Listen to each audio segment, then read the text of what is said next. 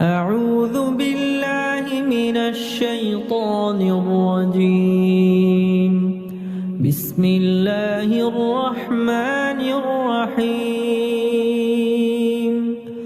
ومن الناس من يجادل في الله بغير علم ويتبع كل شيطان مريد. كتب عليه أنه من تولاه فأنه يضله ويهديه إلى عذاب السعير. അസ്സലാമു അലൈക്കും വറഹ്മത്തുള്ളാഹി വബറകാതുഹു. ഖുർആൻ മതം 1063 ദിവസത്തിലേക്ക് എല്ലാവരെയും ഹാർദമായി സ്വാഗതം ചെയ്യുന്നു. സൂറത്തുൽ ഹജ്ജിലെ 3-4 ആയത്തുകളാണ് ഇന്ന് പഠന വിധേയമാക്കുന്നത്. ക്ലാസ് ആരംഭിക്കുന്നതിനായി ആദരണീയനായ ഡോക്ടർ എ.ഐ. വിലായത്തുള്ള സാഹിബിനെ ക്ഷണിക്കുന്നു. അസ്സലാമു അലൈക്കും വറഹ്മത്തുള്ളാഹി വബറകാതുഹു. അഊദു ബില്ലാഹി മിനശ് ശൈത്വാനിർ റജീം. ബിസ്മില്ലാഹിർ റഹ്മാനിർ റഹീം. വമിനൻ നാസി മൻ യുജാദിലു ഫില്ലാഹി ബിഗൈരി ഇൽം വയത്തബിഉ കുല്ല ശൈത്വാനിൻ മരീദ്. കുതിബ അലൈഹി അന്നഹു മൻ തവല്ലാഹു ഫഅന്നഹു യുദില്ലുഹു ويهديه إلى عذاب السعير. صدق الله العلي العظيم. സൂറത്തുൽ ഹജ്ജിലെ 3-4 ആയത്തുകളാണ് ഞാൻ നിങ്ങളെ കേൾപ്പിച്ചിട്ടുള്ളത്. സൂറത്തുൽ ഹജ്ജിന്റെ ആദ്യ ഭാഗം നബി സല്ലല്ലാഹു അലൈഹി വസല്ലം മക്കയിൽ നിന്ന് മദീനയിലേക്ക് ഹിജ്റ ചെയ്യുന്നതിന്റെ തൊട്ടു മുമ്പുള്ള നാളുകളിൽ അവതരിച്ചതാണ് എന്നാണ് പൊതുവെ മനസ്സിലാക്കപ്പെടുന്നത്. ആ ഭാഗങ്ങളിൽ ആദ്യത്തെ 1 മുതൽ 24 വരെയുള്ള ആയത്തുകളിൽ പ്രതിപാദിക്കുന്ന വിഷയങ്ങളെ അടിസ്ഥാനപ്പെടുത്തിക്കൊണ്ടുള്ള ഒരു നിഗമനമാണിത്. ആ നിഗമനത്തിനെ ബലപ്പെടുത്തുന്ന വിധത്തിലുള്ള ചില പ്രാധാന്യമുള്ള കാര്യങ്ങളാണ് ഈ ആയത്തുകളിൽ നമുക്ക് കാണാൻ സാധിക്കുന്നത്. ഇന്നലെ നമ്മൾ പഠന വിധേയമാക്കിയ ആദ്യത്തെ 2 ആയത്തുകളിൽ അന്ത്യനാളിന്റെ അതിഭീകരമായ പ്രകമ്പനത്തെ കുറിച്ചാണ് പരാമർശമുണ്ടായത്. മനുഷ്യരോട് അള്ളാഹുവിന്റെ നടപടിയെക്കുറിച്ചുള്ള ഭയപ്പാടുള്ളവരാകാൻ, വിശേഷിച്ച് അന്ത്യനാളുമായി ബന്ധപ്പെട്ടുകൊണ്ടുള്ള അള്ളാഹുവിന്റെ നടപടിക്രമങ്ങൾ ഉണ്ടാകുമ്പോൾ അത് ഒരാൾക്കും തന്നെ കണ്ടു നിൽക്കാനോ താങ്ങാനോ കഴിയുന്നതല്ലാത്ത അത്രയും ഭീകരതയുള്ള ഒരു സംഗതിയാണ് എന്നാണ് സൂചിപ്പിക്കപ്പെടുകയുണ്ടായത്. കുഞ്ഞിന് മുലയൂട്ടിക്കൊണ്ടിരിക്കുന്ന അമ്മ കുഞ്ഞിന്റെ കാര്യത്തിൽ തീർത്തും അശ്രദ്ധയായി പോകുന്ന, അതിനെ വിസ്മരിച്ചു പോകുന്ന അത്രയും ഭീകരതയുള്ള ഒരു നാൾ. അതുപോലെ ഗർഭിണികള് അവരുടെ ഗർഭത്തിലുള്ള ശിശുക്കളെ പുറത്തോട്ട് തള്ളിപ്പോകുന്ന, അല്ലെങ്കിൽ വിസർജിച്ചു പോകുന്ന, പ്രസവിച്ചു പോകുന്ന അത്രയും ഭീകരതയുള്ള ഒരവസ്ഥ. ജനങ്ങളൊക്കെയും തന്നെ ഉന്മാദത്തിലായ, ലഹരി ബാധിച്ചവരെ പോലെ സ്വബോധമില്ലാത്ത വിധത്തില് പെരുമാറുകയും സംസാരിക്കുകയും ചെയ്യുന്ന ഒരു സാഹചര്യം. അവർ യഥാർത്ഥത്തിൽ ലഹരി ബാധിതരൊന്നുമല്ല.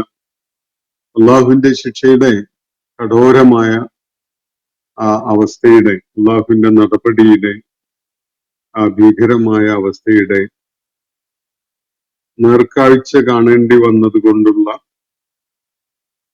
അവരുടെ പരിഭ്രാന്തിയാണ് അവരിൽ പ്രകടമാകുന്നത്. ഈ കാര്യങ്ങൾ പറഞ്ഞതിനെ തുടർന്ന് ഇന്ന് നമ്മൾ വായിച്ച ആയത്തുകളിൽ വളരെ ബുദ്ധിരഹിതമായ വിധത്തില്, വളരെ അർത്ഥശൂന്യമായ വിധത്തില് നബി സല്ലല്ലാഹു അലൈഹി വസല്ലം മുന്നോട്ട് വെക്കുന്ന ജീവിത ദർശനത്തെ പ്രശ്നവൽക്കരിക്കുന്ന മക്കയിലെ ആളുകളെ പരോക്ഷമായിട്ട് പരാമർശിക്കുകയാണ്. ആളുകള് നബി സല്ലല്ലാഹു അലൈഹി വസല്ലമ അവതരിപ്പിക്കുന്ന ജീവിത ദർശനം, മതദർശനം, അതുപോലെ ദൈവസങ്കല്പം, ഇതൊക്കെ തന്നെ വളരെ നിസ്സാരമായി കണ്ടുകൊണ്ട് ആ വിഷയങ്ങളിൽ തർക്കത്തിലേർപ്പെടുകയും വാദങ്ങൾ ഉന്നയിക്കുകയൊക്കെ ചെയ്തുകൊണ്ടിരിക്കുകയാണ്. അങ്ങനെയുള്ള തർക്കങ്ങളും വാദങ്ങളും ഒക്കെ നടത്തുന്നതിന് ബുദ്ധിപരമായ ദൈഷ്ണികമായ യാതൊരു ന്യായവും അവരുടെ പക്കലില്ല. ഈ ഒരു കാര്യമാണ് ഇന്ന് നമ്മൾ വായിച്ചു വെച്ചിരിക്കുന്ന ആയത്തുകളിൽ ചൂണ്ടിക്കാണിക്കപ്പെടുന്നത്.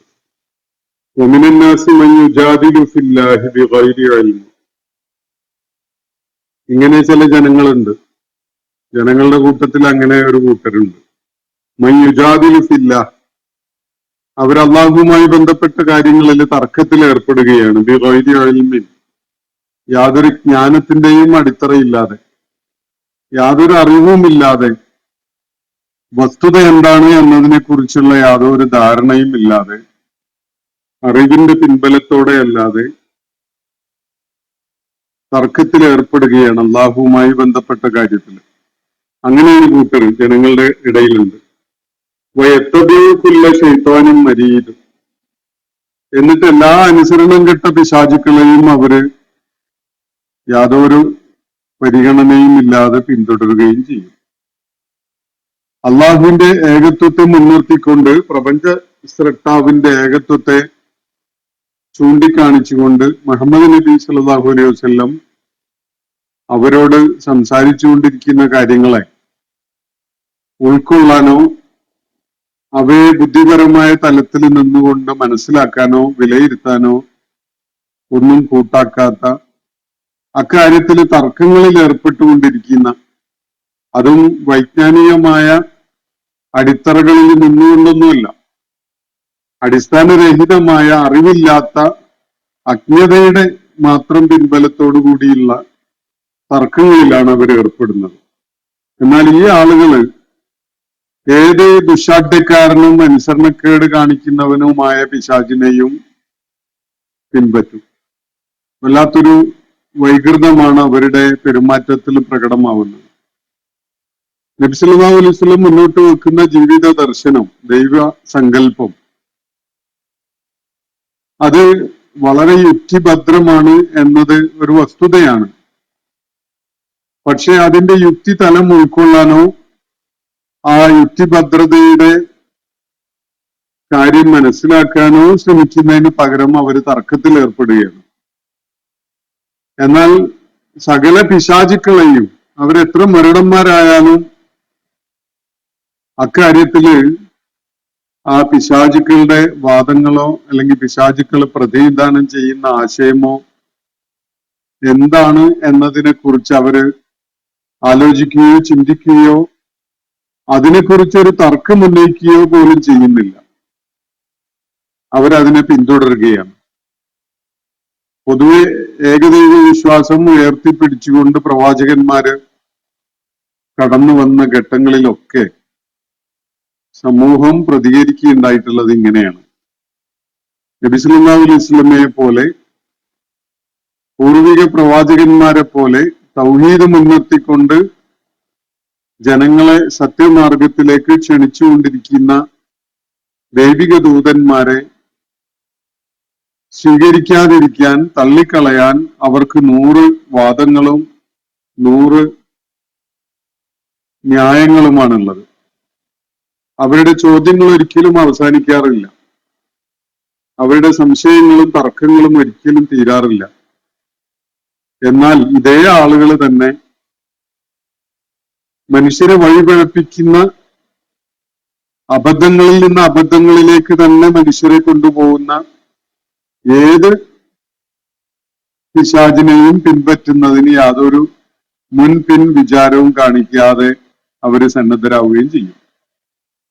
അവിടെ ചോദ്യമില്ല, അന്വേഷണമില്ല, സംശയമില്ല, ഒന്നുമില്ല. അന്ധത മാത്രമേ അവർക്ക് കൈമുതലായിട്ടുള്ളൂ. ഇത് പ്രവാചകന്മാർ അഭിസംബോധന ചെയ്ത മിക്ക സമൂഹങ്ങളുടെയും പൊതുവായ ഒരു സ്വഭാവമാണ്. നമ്മളുടെ പ്ലാറ്റ്ഫോമുകളിൽ തന്നെ പലപ്പോഴും പല വിഷയങ്ങളും ചർച്ചയ്ക്ക് വന്നപ്പോ അള്ളാഹു മുന്നോട്ട് വയ്ക്കുന്ന പ്രവാചകന്മാര് പഠിപ്പിച്ച കാര്യങ്ങളെ അതിന്റെ സ്ട്രേറ്റ് ഫോർവേഡ് ആയിട്ട് അതിനെ മനസ്സിലാക്കാൻ ശ്രമിക്കുന്നതിന് പകരം അതിനൊന്നും സന്നദ്ധത കാണിക്കാതെ അതുമായി ബന്ധപ്പെട്ടുകൊണ്ട് വാദങ്ങളും തർക്കങ്ങളും ഉന്നയിക്കുന്ന ആളുകൾ തന്നെ വളരെ മൂഢമായ ബുദ്ധിശൂന്യമായ വിശ്വാസങ്ങൾ തലയിലേറ്റി നടക്കുന്നു എന്നത് വളരെ വിചിത്രമായ ഒരു കാഴ്ചയാണത്. ഇതേ നിലപാടാണ് മക്കയിലും നബി സല്ലല്ലാഹു അലൈഹി വസല്ലം നേരിട്ടുകൊണ്ടിരുന്നത്. അപ്പൊ ഇവിടെ അള്ളാഹു ചില ആളുകളെ ചൂണ്ടിക്കാണിക്കുകയാണ്. വമിനൻ നാസി, ജനങ്ങളുടെ കൂട്ടത്തില് ഇങ്ങനെ ഒരു കൂട്ടരും കൂടിയുണ്ട്. ആരാണത്? മൻ യുജാദിലു ഫില്ലാ, അള്ളാഹുവിന്റെ കാര്യത്തിൽ അവർ തർക്കത്തിലാണ്. അത് അള്ളാഹുവിന്റെ ഉണ്മയുടെയോ അസ്തിത്വത്തിന്റെയോ ഒന്നും പേരിലല്ല. യഥാർത്ഥത്തിൽ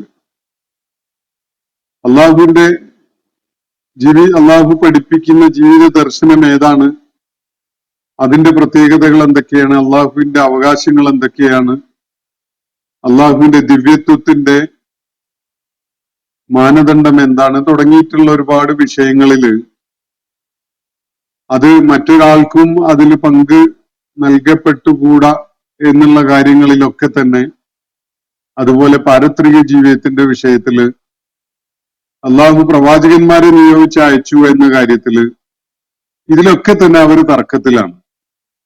അങ്ങനെ അവര് തർക്കങ്ങളിൽ നിന്ന് തർക്കങ്ങളിലേക്ക് അങ്ങനെ നീണ്ടുപോയിക്കൊണ്ടിരിക്കുക. അവസാനം അള്ളാഹുവിന് എന്ത് കഴിവാണുള്ളത്, അള്ളാഹുവിനുള്ള കഴിവുകൾ വേറെ ദൈവങ്ങൾക്കില്ല എന്നുണ്ടോ, അള്ളാഹു ഇക്കാര്യത്തിൽ വളരെ സ്വാർത്ഥനും സ്വേച്ഛ അടിച്ചേൽപ്പിക്കുന്നവനും ഒക്കെയല്ലേ എന്നൊക്കെയുള്ള ചോദ്യങ്ങളിലും അതുപോലെയുള്ള സന്ദേഹങ്ങളിലും ഒക്കെയാണ് അവർ എത്തിച്ചേരുന്നത്. അപ്പൊ ആളുകളുടെ ഒരു പ്രകൃതം ഇതാണ്. ഇങ്ങനെയുള്ള ചോദ്യങ്ങൾ ഉന്നയിക്കുന്നതിനോ തർക്കങ്ങളിൽ ഏർപ്പെടുന്നതിനോ അവർക്ക് ജ്ഞാനത്തിന്റെ അടിത്തറയൊന്നുമില്ല. ബിഗൈരി ഇൽമിൻ എന്നാണ് അള്ളാഹു പറയുന്നത്. അവർക്ക് അറിവൊന്നുമില്ല. എന്തെങ്കിലും ദൈക്ഷണികമായ ബോധ്യത്തിന്റെ അടിസ്ഥാനത്തിലുള്ള ചോദ്യങ്ങളോ തർക്കങ്ങളോ ഒന്നുമല്ല. ഒരു അറിവും ജ്ഞാനവും ഒന്നുമില്ലാതെ തന്നെ അള്ളാഹുമായി ബന്ധപ്പെട്ട വിഷയങ്ങളിൽ തർക്കത്തിൽ ഏർപ്പെടുകയാണ് ജനങ്ങളിൽ ചിലര്. എന്നാലോ വയത്തബ്യു, അവര് പിൻപറ്റുന്നു കുല്ല ശൈത്വാനിൻ മരീദ്, അനുസരണം കെട്ട സകല പിശാചുക്കളെയും. റിബല്യസ് എന്നാണ് ഈ മരീദ് എന്ന വാക്കിന്റെ അർത്ഥം. എന്ന് പറഞ്ഞാൽ കീഴ്പ്പെടാനോ അനുസരിക്കാനോ കൂട്ടാക്കാത്തവൻ എന്നാണ് അർത്ഥം. പിശാചിന്റെ അടിസ്ഥാനപരമായ ഒരു പ്രകൃതം തന്നെ അതാണ്. നമ്മളത് പിന്നിട്ട സൂറത്തുകളിൽ പലയിടത്തും അതുമായി ബന്ധപ്പെട്ടുകൊണ്ടുള്ള പല കാര്യങ്ങളും കാണുകയുണ്ടായി. ആദം അലൈഹി ഇസ്ലാമിന്റെ സൃഷ്ടിപ്പിന്റെ സന്ദർഭം, ആദം അലൈഹി ഇസ്ലാമിന് സുജൂദ് ചെയ്യാൻ വേണ്ടി അള്ളാഹു ആവശ്യപ്പെട്ടപ്പോ അവര് കാണിച്ച പ്രതികരണം, അങ്ങനെ തുടങ്ങിയിട്ട് വളരെ സന്ദർഭങ്ങളില് ഷയാത്തീനുകളെ മരീദായിട്ടാണ് കാണുന്നത്. മരീദ് എന്ന് പറഞ്ഞാല് റിബല്യസ് ആണ്. അതിന്റെ നേരെ വിപരീത പദമായിട്ട് വേണമെങ്കിൽ മുസ്ലിം എന്നതിനെ കാണാം. അള്ളാഹുവിനെ തിരിച്ചറിഞ്ഞുകൊണ്ട് അവന് വിധേയപ്പെടുന്നവനാണ് മുസ്ലിം. അള്ളാഹുവിനെ അംഗീകരിക്കാൻ കൂട്ടാക്കാതെ അള്ളാഹുവിനോട് വളരെ റിബല്യസ് ആയിട്ട് പെരുമാറുന്നവനാണ് മരീദ്. അപ്പോ ഈ രണ്ട് കോൺസെപ്റ്റ്സും പരസ്പരം വിരുദ്ധമായ നിലപാടുകളും ആശയങ്ങളും പ്രതിഫലിപ്പിക്കുന്നതാണ്. അപ്പൊ ഈ ആളുകളുടെ, ജനങ്ങളുടെ കൂട്ടത്തില് അള്ളാഹുവുമായി ബന്ധപ്പെട്ട കാര്യങ്ങളിൽ തർക്കത്തിൽ ഏർപ്പെടുന്ന ഈ കൂട്ടർ, അവരുടെ ഏറ്റവും വലിയ ഒരു ദൗർബല്യമായിട്ട് നമുക്ക്, അല്ലെങ്കിൽ മടയത്തരമായിട്ട് നമുക്ക് കാണാൻ കഴിയുക, അവര് ഇപ്പൊ പിൻപറ്റിക്കൊണ്ടിരിക്കുന്ന ചില ശയാത്തീന്മാരുണ്ട്. അവര് യഥാർത്ഥത്തിൽ അള്ളാഹുവിനോട് റിബല്യസ് ആയിട്ട് അള്ളാഹുവിനോട് അനുസരണക്കേട് കാണിച്ചുകൊണ്ട് നിലപാടെടുക്കുന്ന കൂട്ടരാണ്. എന്നാൽ ഈ പിശാചുക്കളെ, അത് മനുഷ്യരുടെ കൂട്ടത്തിലും ജിന്നുകളുടെ കൂട്ടത്തിലും പെട്ട പിശാചുക്കളും അള്ളാഹു പരാമർശിച്ച ഇബ്ലീസും ഒക്കെ അടങ്ങുന്ന ആ പൈശാചികതയുടെ ലോകം, അവരെ പിൻപറ്റുന്നതിന് ഇവർക്ക് പ്രത്യേകിച്ച് ബുദ്ധിപരമായ അടിത്തറയൊന്നും ആവശ്യമില്ല. അറിവിന്റെ, ജ്ഞാനത്തിന്റെ പിൻബലമൊന്നും വേണ്ട. പൈശാചികതയിലേക്ക് മനുഷ്യനെ പ്രലോഭിപ്പിക്കുകയും പ്രേരിപ്പിക്കുകയും ഒക്കെ ചെയ്തുകൊണ്ടിരിക്കുന്ന ചില ഫോഴ്സസ് മനുഷ്യ ജീവിതത്തിൽ എപ്പോഴും പ്രവർത്തിച്ചുകൊണ്ടിരിക്കുന്നുണ്ട്. അതിന് വഴിപ്പെട്ടു കൊടുക്കാനും അത്തരം പ്രലോഭനങ്ങൾക്ക് വിധേയരാവാനും ഒന്നും ഇവർക്ക് യാതൊരു ആലോചനയില്ല, യാതൊരു മടിയുമില്ല. അത് അവരുടെ സ്വന്തം കാര്യം പോലെയാണ് അവർ ചെയ്യുക. അവർക്ക് അത്രയും വൈകാരികതയോടുകൂടി അതിനോട് ഇണങ്ങിച്ചേർന്ന് അവര് അതിന്റെ ആളുകളായിട്ട് ജീവിക്കും. എന്നാൽ ഒരു സെക്കൻഡ് പോലും അവര് ആ കാര്യങ്ങള് യുക്തിപരമാണോ, സ്വീകാര്യമാണോ, ബുദ്ധിപരമായിട്ട് ഉൾക്കൊള്ളാൻ പറ്റുന്നതാണോ, ദൈക്ഷണികമായി വല്ല ന്യായവുമുള്ളതാണോ എന്നൊന്നും അവര് നോക്കാറില്ല. അക്കാര്യത്തിൽ യാതൊരു എൽമും അവർക്ക് ആവശ്യമില്ല. ഒരു എൽമിന്റെയും അടിത്തറയില്ലാതെ തന്നെ അവര് പിശാചിനെ അല്ലെങ്കിൽ പിശാചുക്കളെ പിൻപറ്റുന്നതിന് സന്നദ്ധരാകുന്നു. എന്നാൽ നബി സല്ലല്ലാഹു അലൈഹി വസല്ലം മുന്നോട്ട് വെക്കുന്ന ജീവിത ദർശനം പരിഗണിക്കേണ്ടി വരുമ്പോഴോ അവര് 100 തർക്കങ്ങളുടെ ആളുകളായിട്ട് മാറുകയാണ്. അപ്പൊ ഇവരുടെ തർക്കം യഥാർത്ഥത്തിൽ എന്തിനു വേണ്ടിയായിരുന്നു? ബുദ്ധിപരമായി സ്വീകാര്യമായ, ഉൾക്കൊള്ളാവുന്ന, സത്യത്തെ അടിസ്ഥാനപ്പെടുത്തിയ ഒരു ദർശനം പിന്തുടരാൻ വേണ്ടിയുള്ള താല്പര്യം കൊണ്ടായിരുന്നോ? അതല്ല അവരുടെ സ്വേച്ഛകളും അവരുടെ ജഡികമായ മോഹങ്ങളും അനുഭവിക്കാനും ആസ്വദിക്കാനും ഒക്കെയുള്ള താല്പര്യവും അതിനെതിരാവുന്ന ഏത് ആശയത്തെയും തള്ളിക്കളയാനുള്ള വ്യഗ്രതയുമായിരുന്നോ എന്നതാണ് ഇവിടെ ഉയർന്നു വരുന്ന ഒരു ചോദ്യം. അപ്പൊ ജനങ്ങളുടെ കൂട്ടത്തിൽ ഇങ്ങനെ ഒരു സ്വഭാവം കാണിക്കുന്നവരുണ്ട്. മക്കയിലെ ആ ഘട്ടത്തിലെ മുശ്രിക്കുകളെ പരാമർശിച്ചുകൊണ്ടുള്ള ചില നിരീക്ഷണങ്ങളായിട്ട് നമുക്ക് ഇതിനെ കാണാൻ സാധിക്കും. അങ്ങനെയാണ് അവരുടെ പ്രതികരണം. സത്യസന്ധത അവരുടെ കയ്യിലില്ല, ബുദ്ധിപരത അവരുടെ നിലപാടുകളിലില്ല, ദൈക്ഷണികമായി കാര്യങ്ങളെ വിലയിരുത്താനും മനസ്സിലാക്കാനുള്ള ശ്രമവും ഇല്ല. എന്നാലും അവര് തർക്കങ്ങളിലാണ് അള്ളാഹുവുമായി ബന്ധപ്പെട്ടുകൊണ്ടുള്ള എല്ലാ വിഷയങ്ങളിലും. എന്നിട്ടോ എല്ലാ താർക്കികന്മാരും അതുപോലെ അനുസരണം കെട്ടവരുമായ ശയാത്തീന്മാരെ അവർ പിൻപറ്റുകയും ചെയ്യുന്നു. എന്നാൽ അതിന്റെ പരിണിതി എന്താണ് എന്നാണ് അള്ളാഹു തുടർന്നുള്ള ആയത്തിൽ വ്യക്തമാക്കുന്നത്. കുത്തിബ അലൈഹി അന്നഹു മൻ തവല്ലാഹു ഫഅന്നഹു യുദില്ലുഹു വയഹ്ദീഹി ഇലാ അദാബി സഈർ. അപ്പൊ റിബല്യസ് ആയ പിശാചിനെ പിൻപറ്റുന്ന ഈ ആളുകളുടെ കാര്യത്തിൽ സംഭവിക്കാൻ പോകുന്ന എന്താണ് എന്നതാണ് ഈ ആയത്തിൽ വ്യക്തമാക്കപ്പെടുന്നത്. കുത്തിബ അലൈഹി, അവന്റെ കാര്യത്തില് രേഖപ്പെടുത്തപ്പെട്ടിരിക്കുന്നു. പിശാചിന്റെ കാര്യത്തില്, ശൈത്താന്റെ കാര്യത്തില് അവന്റെ വിധിയാണ് എന്ന നിലയ്ക്ക് രേഖപ്പെടുത്തപ്പെട്ടിരിക്കുന്നു. എന്താണത്? അന്നഹു മൻ തവല്ലാഹു, ആരാണോ അവനെ ആത്മമിത്രമായി സ്വീകരിക്കുന്നത്, അന്നഹു മൻ തവല്ലാഹു, അങ്ങനെയുള്ള ഒരുവനെ ഫഅന്നഹു യുദില്ലുഹു, അവനെ പിശാച് വഴിപിഴപ്പിക്കുക തന്നെ ചെയ്യും, വലാലത്തിൽ കൊണ്ട് ചാടിക്കും. വയഹ്ദീഹി, എന്നിട്ട് അവനെ നയിക്കും, ഇലാ അദാബി സഈർ, കത്തിജ്വലിക്കുന്ന ശിക്ഷയിലേക്ക്, കത്തിയെരിയുന്ന വെന്തെരിയുന്ന ശിക്ഷയിലേക്ക്, നരക ശിക്ഷയിലേക്ക് അവനെ പിശാച് നയിക്കുകയും ചെയ്യും. ഇത് പിശാചിന് വേണ്ടി, പിശാചിനായിട്ടുള്ള വിധിയായിട്ട് അള്ളാഹു എഴുതി ചേർത്തിരിക്കുന്ന കാര്യമാണ്. അത് പിശാചിന്റെ കാര്യത്തിൽ ലിഖിതമായി രേഖപ്പെടുത്തപ്പെട്ടിരിക്കുന്ന ദൈവിക വിധിയാണ്. ആരെങ്കിലും അവനെ പിൻപറ്റുന്നുവെങ്കിൽ ഉറപ്പായിട്ടും ആ ശൈത്താൻ അവനെ ലലാലത്തിലേക്ക് കൊണ്ടുപോകും, അവനെ നരകശിക്ഷയിലേക്ക് എത്തിക്കുകയും ചെയ്യും. ഇതാണ് പിശാചിനെ പിൻപറ്റുന്നവർക്ക് അള്ളാഹുവിന്റെ നിശ്ചയം. പിശാചിനുള്ള അള്ളാഹുവിന്റെ രേഖപ്പെടുത്തപ്പെട്ട വിധി തന്നെ, അവനെ ആര് പിൻപറ്റിയാലും ആ പിൻപറ്റിയവനെ പിശാച് ലലാലത്തിലേക്ക് കൊണ്ടുപോകും, തുടർന്ന് നരകശിക്ഷയിലേക്കും എത്തിക്കും. ഇത് സുനിശ്ചിതമായ ഒരു കാര്യമാണ് എന്നാണ് അള്ളാഹു ഇവിടെ വ്യക്തമാക്കുന്നത്. പിശാചിനെ കൂട്ടായി സ്വീകരിച്ച, പിശാചിനോട് സൗഹൃദവും ചങ്ങാത്തവും സ്വീകരിച്ച ആ ആൾക്ക് ഒരു രക്ഷയും വേറെയില്ല. കാരണം ആ പിശാചിനല്ല വെച്ചിട്ടുള്ള കാര്യം തന്നെ ആര് അവനെ സുഹൃത്തായിട്ട് ആത്മമിത്രമായിട്ട് സ്വീകരിക്കുന്നുവോ അവനെ തീർച്ചയായിട്ടും പിശാച് ലലാലത്തിലേക്ക് കൊണ്ടുപോകും, എന്നിട്ട് നരകത്തിൽ എത്തിക്കുകയും ചെയ്യും. ഇതാണ് പിശാചിന്റെ കാര്യത്തിൽ അള്ളാഹുവിന്റെ നേരത്തെ രേഖപ്പെടുത്തി വെച്ചിട്ടുള്ള ഒരു വിധി.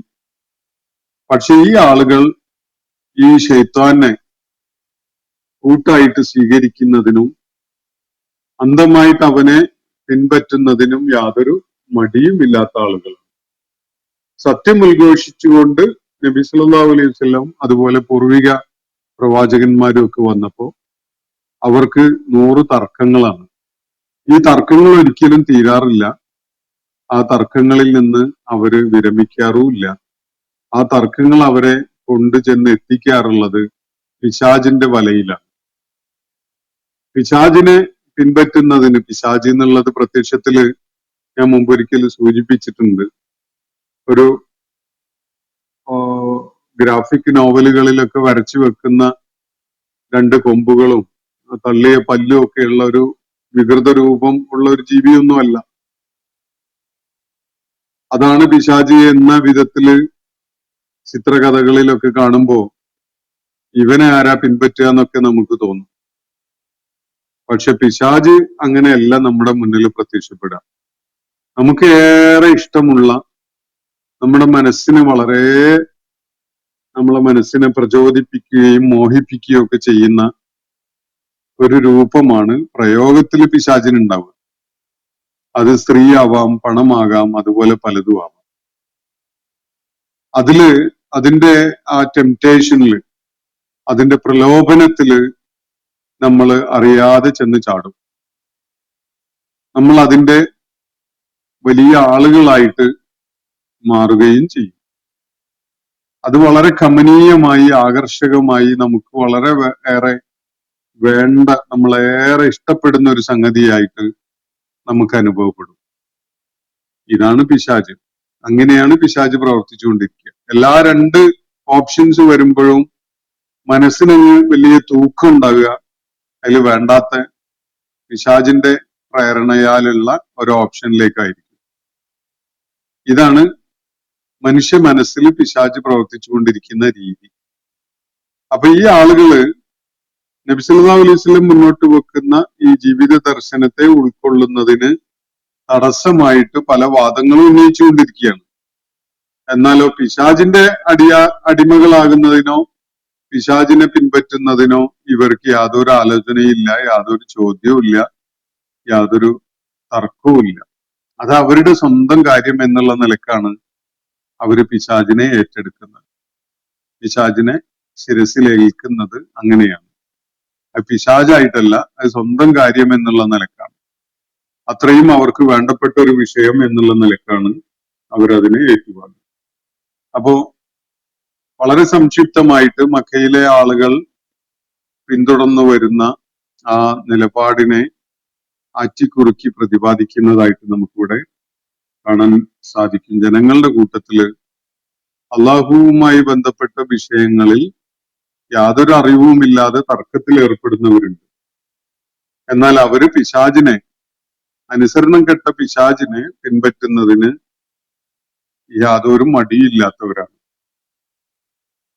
ഈ പിശാചിന്റെ കാര്യത്തിൽ അള്ളാഹുവിന്റെ വിധി എന്താണ്?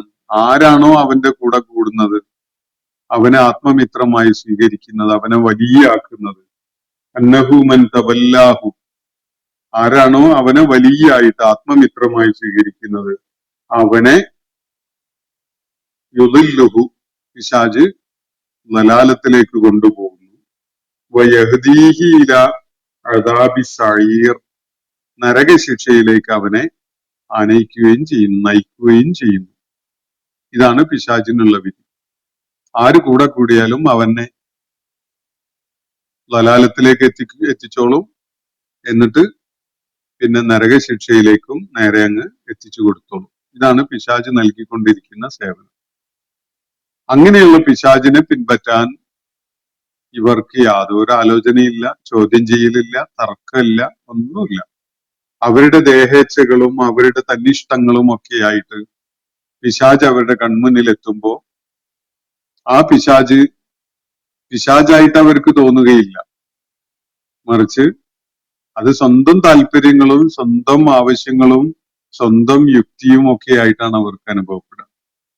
അങ്ങനെയാണ് അവര് പിശാചിന്റെ ആളുകളായിട്ട് മുന്നോട്ട് പോകുന്നതും സത്യമാർഗത്തിൽ നിന്ന് അകന്നു പോകുന്നതും നരകശിക്ഷ ഏറ്റുവാങ്ങുന്നവരായി മാറുന്നതും എന്നാണ് ഇവിടെ ചൂണ്ടിക്കാണിക്കപ്പെടുന്ന കാര്യം.